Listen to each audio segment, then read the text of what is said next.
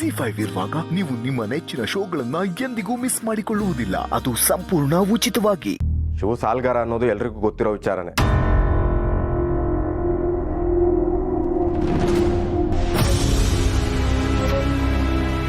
ಅದಕ್ಕೆ ಅವನು ಯಾರ್ಯಾರಿಗೆ ಎಷ್ಟೆಷ್ಟು ಕೊಡಬೇಕು, ಏನೇನು ಕೊಡಬೇಕು ಅನ್ನೋದು ಲೆಕ್ಕಾಚಾರ ಆಗ್ಬೇಕು.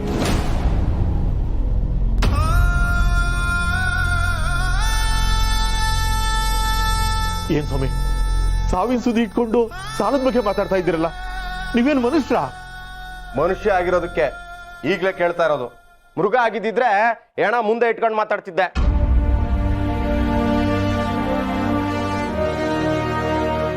ಶಿವು ನನಗೂ ಸ್ನೇಹಿತನೇ. ಅವನ ಬಗ್ಗೆ 4 ಜನ ಕೆಟ್ಟದಾಗ ಮಾತಾಡಬಾರ್ದು ಅಂತ ಈಗಲೇ ಹೇಳ್ತಾ ಇದ್ದೀನಿ. ಆಫೀಸಲ್ಲಿ ರಾಮಯ್ಯನಿಗೆ ಮತ್ತೆ ಡೀಲಿಂಗ್ ಸರ್ಗೆ ಇವನ್ ಸಾಲ ಕೊಡ್ಬೇಕು.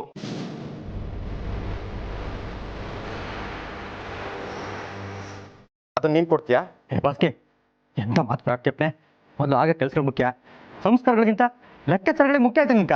ಹೌದು ಹೌದು, ನನಗೆ 1 ಲಕ್ಷ ಕೊಡ್ಬೇಕು. ಆ 1 ಲಕ್ಷ ನೀನೇ ಕೊಟ್ಬಿಡು, ಬಾಡಿ ನೋಡ್ಕೊಂಡು ಹೊರಟೋಗ್ತೀನಿ ನಾನು. ಕರೆಕ್ಟಾಗಿ ಹೇಳ್ರಿ ಬಾಸ್ಕೆ.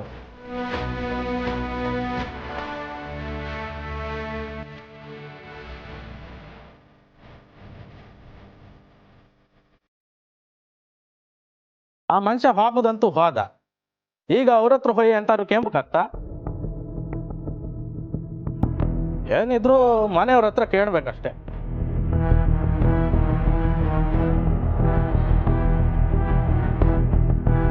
ಇವ್ರು ಹಾಗೆ ನನಗೆ 15 ಲಕ್ಷ ಕೊಡೋದಿತ್ತು.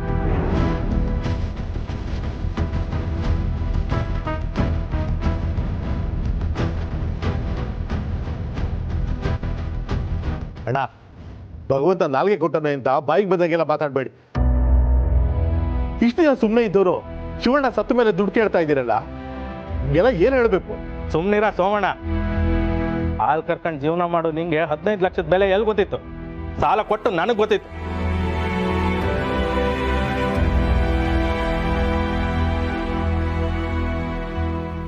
ಶಿವ ಅವ್ರ ಕಾಶಿ ಯಾತ್ರೆಗಂದಳಿ ಎತ್ತಿಟ್ಟು ದುಡ್ಡನ್ನ ನೀನು ಮಗಂಗೆ MBA ಓದ್ಸಕ್ಕಂದಳಿ ಕೊಟ್ಟಿದ್ದೀರಲ್ಲ, ಅದನ್ನ ಯಾವತ್ತಾರು ವಾಪಸ್ ಕೊಟ್ಟಿದ್ಯಾ ನೀನು? ಶಿವ ಸತ್ತ, ಅಯ್ಯಬ್ಬ ಅವನಿಗೆ ಕೊಡ್ಕ ದುಡ್ಡು ಉಳಿತಲ್ಲ ಅಂದಳಿ ಮನ್ಸಲ್ಲಿ ಅನ್ಕತ್ತಿದ್ದೆ ತಾನೇ ನೀನು? ಎಂತ ಮಾತಾಡ್ಜಣ, ನಾನು ಅನ್ಕೊಂಡ್ರೆ ನನ್ನ ಬಾಯಿಗೆ ಹುಳ ಬೀಳ್ಲಿ.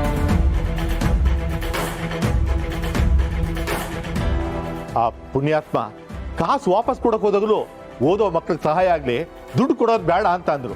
ಅಂತವ್ರ ಸಾವು ಒಳ್ಳೇದಾಯ್ತು ಅನ್ಕೊಳಕ್ಕೆ ನಾನೇನ್ ಮನುಷ್ಯ ಅಲ್ವಾ? ಈ ನಾಟಕ ಎಲ್ಲ ಬೇಡ. ನಿನ್ನ ಹತ್ರ ದುಡ್ಡಿತ್ತಾ? ಕೊಡು. ಜೀ, ನೀ ಸುಮ್ಮನೆ ಮಾರತಿ. ಇದು ಗಂಡಸರು ವ್ಯವಹಾರ, ನಿಂದೇನಿದ್ರು ಮನೇಲಿ ಇಟ್ಕೊ. ಇದು ನನ್ನ ಶಿವೋರ್ ಮಧ್ಯ ನಡೆದ ವ್ಯವಹಾರ.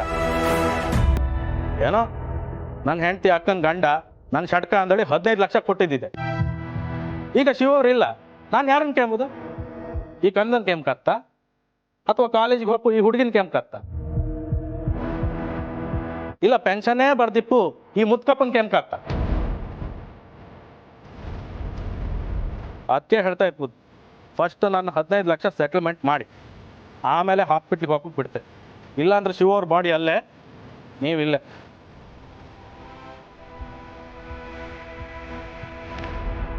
ಬದುಕಿರೋರ್ಗೂ ಜೊತೆಲೇ ಇದ್ದಂಗೆ ತೋರಿಸ್ಕೊಂಡು ಈಗ ಸತ್ತ ತಕ್ಷಣ ಬದಲಾಗ ನಿಮ್ಮಂಥ ಹಣ ಆದ್ಗಳಿಲ್ಲ. ಸಂಬಂಧ ಅನ್ನೋ ಪದಕ್ಕೆ ಬೆಲೆಗಳೇ ಇದ್ದಂಗೆ ಆಗಿದೆ. ಸಂಬಂಧ? ಯಾವ್ದು ಸಂಬಂಧ? ಅಪ್ಪ ಬಾಬುಗಳೇ, ಈ ಜಗತ್ತಲ್ಲಿ ಇವಳೇ ನನ್ನ ತಾಳಿ ಕಟ್ಟದ ಹೆಂಡತಿ ಅಂದಳೆ ಅಂಬುಕು ಮ್ಯಾರೇಜ್ ಸರ್ಟಿಫಿಕೇಟ್ ಕೇಂದ್ರ. ನೀ ಓದಿದ್ಯಾ ಇಲ್ಲಿ ಅಂಬುಕೆ ಡಿಗ್ರಿ ಸರ್ಟಿಫಿಕೇಟ್ ಕೇಂದ್ರ. ಅಷ್ಟೇ ಅಲ್ಲ, ನೀನೇ ಅಂದಳಿ ಪ್ರೂವ್ ಮಾಡ್ಕಂಪು ID ಕಾರ್ಡ್ ಕೇಂದ್ರ. ಅದರ ಅರ್ಥ ಇಲ್ಲಿ ಸಂಬಂಧಕ್ಕೆ ಬೆಲೆ ಇಲ್ಲ, ಸಾಕ್ಷಿಗಷ್ಟೇ ಬೆಲೆ.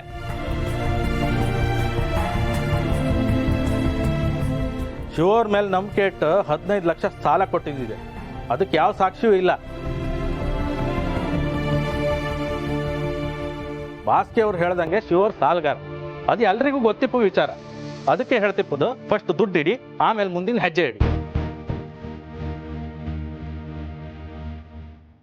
ಶಿವ್ರೆ, ನೀವ ಈ ಮಾತು ಹೇಳ್ತಿರೋದು ಮಾತಾಡ್ತಿದ್ರೆ ಗಿರ್ಜಮ್ಮ ಗಿರ್ಜಮ್ಮ ಅಂತ ಬರ್ತಾ ಇದ್ರಲ್ಲ. ಆಗ ನಿಮ್ಮ ಗಂಡ ಬದುಕಿದ್ದೀರು, ಈಗ ಇಲ್ಲ ಅಲ್ದಾ? ಈಗಲೂ 15 ಲಕ್ಷ ವಾಪಸ್ ಕೊಡಿ, ನಾನು ಗಿರ್ಜಮ್ಮ ಗಿರ್ಜಮ್ಮ ಅಂದ್ರೆ ಬತ್ತೆ. ಶಾಬಾಸ್ ಕಣೋ, ಎಷ್ಟು ಬೇಗ ಬದಲಾಗ್ಬಿಟ್ಟಿಯೋ. ನೋಡು ನೋಡು, ಹೋದ ಜೀವ ಅಂತೂ ಬರೋದಿಲ್ಲ, ಆದ್ರೆ ಮುಖ ನೋಡೋದಕ್ಕಾದ್ರೆ ಅವಕಾಶ ಕೊಡೋ. ಆ ಮಕ್ಕಳ ನೋಡು, ಮಕ್ಕಳ ನೋಡು ನೋಡು. ಆಮೇಲೆ ಮಿಕ್ನಾದ್ ವಿಚಾರ ಮಾತಾಡಕ್ಕೆ ಆಮೇಲೆ ಮಣ್ಣು ಮಾಡ್ತೀರಿ, ನಾನು ಹೋಯ್ ಅಲ್ಲಿ ಮಣ್ಣು ಕರಿತಾ ಕುತ್ಕೊಂಡ.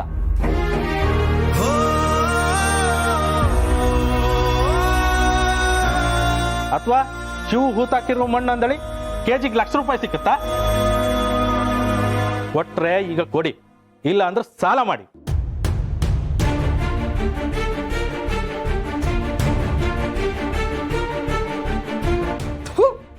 ನಿನ್ ಯೋಗ್ಯತೆಗೆ ಇಷ್ಟು ಬೆಂಕಿ ಹಾಕ.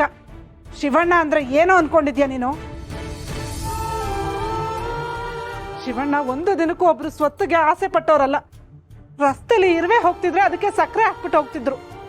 ದೇವ್ರಂತ ಮನುಷ್ಯ ಅವರು.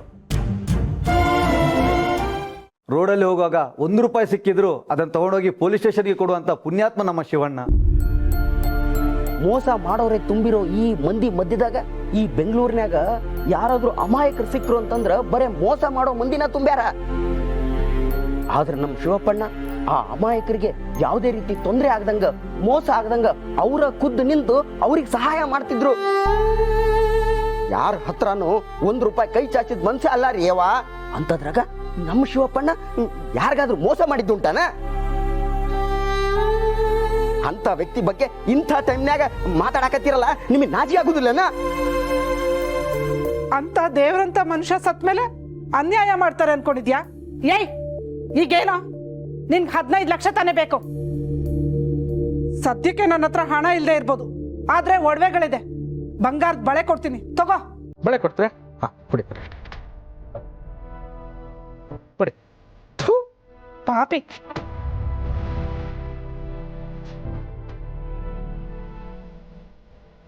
ತಗೋ. ಇದೆಲ್ಲ 15 ಲಕ್ಷ ಬೆಲೆ ಬಾಳತ್ತ. ಉಳಿದ ದುಡ್ಡು ಯಾರು ಕೊಡ್ತಾರ? ಏಯ್, ಸಂಧ್ಯಾ ಅವ್ರೆ, ನೀ ಸುಮ್ಮನೆ ಇರೇ ಗಿರ್ಜಾ. ನಮ್ ಶಿವಣ್ಣಗೋಸ್ಕರ ನಾವಷ್ಟು ಮಾಡದೇ ಇದ್ರೆ ಹೇಗೆ ಹೇಳಿ? ಒಂದು ಮುತ್ತೈದೆಗೆ ಅರ್ಶನ ಕೊಂಬ್ ಕಟ್ಕೊಂಡ್ರೆ ಸಾಕು. ನೋಡು, ನಿನ್ಗೆ ಈ ತಾಳಿ ಸಾಲಿಲ್ಲ ಅಂದ್ರೆ ನಾನು ನಿಮ್ಮ ಮನೇಲಿ ಜೀತಕ್ಕಿರ್ತೀನಿ. ಅಯ್ಯೋ ಸಂಧ್ಯಾ ಅವ್ರೆ, ನಿಮ್ಮ ತಾಳಿ ಕಿತ್ಕೊಂಡು ಹಾಕೋದ ನಂಗೆ ಅಂತಕ್ ಮಾಡ್ರೆ, ಜೀತಕ್ಕಿರ್ತೀರಿ ಅಲ್ಲ, ಅಷ್ಟು ಸಾಕು. ಪಿಂಗಣಿ, ನೀ ಅಂತ ಕೊಡ್ತೆ? ನಾನು ಲಕ್ಷ ಕೊಡುವಷ್ಟು ದೊಡ್ಡ ಮನಸ್ಸು ಅಲ್ಲ ಅಣ್ಣ. ಆದ್ರೆ ನನ್ನನ್ನು ನೋಡಿ ಆಡ್ಕೊಳ್ಳೋ ಜನರಿರೋ ಈ ಕಾಲದಲ್ಲಿ ನನ್ನನ್ನು ಸ್ವಂತ ತಮ್ಮನಿಗಿಂತ ಹೆಚ್ಚಾಗಿ ಪ್ರೀತಿ ಮಾಡುವ ಶಿವಣ್ಣನಿಗೋಸ್ಕರ ನಾನು ಸಾಯೋವರೆಗೂ ನೀನು ಹೇಳಿದ ಕೆಲಸ ನಾ ₹1 ತಗೊಳ್ಳೋದೇ ಮಾಡ್ತೀನಿ ಅಣ್ಣ. ನನ್ನ ಹತ್ರ ಇಷ್ಟೇ ದುಡ್ಡು ಇರೋದು, ತಗೋ. ZEE5 ಆಪ್ ಡೌನ್ಲೋಡ್ ಮಾಡಿ ಎಲ್ಲಾ ಸಂಚಿಕೆಗಳನ್ನು ಸಂಪೂರ್ಣ ಉಚಿತವಾಗಿ ನೋಡಿ.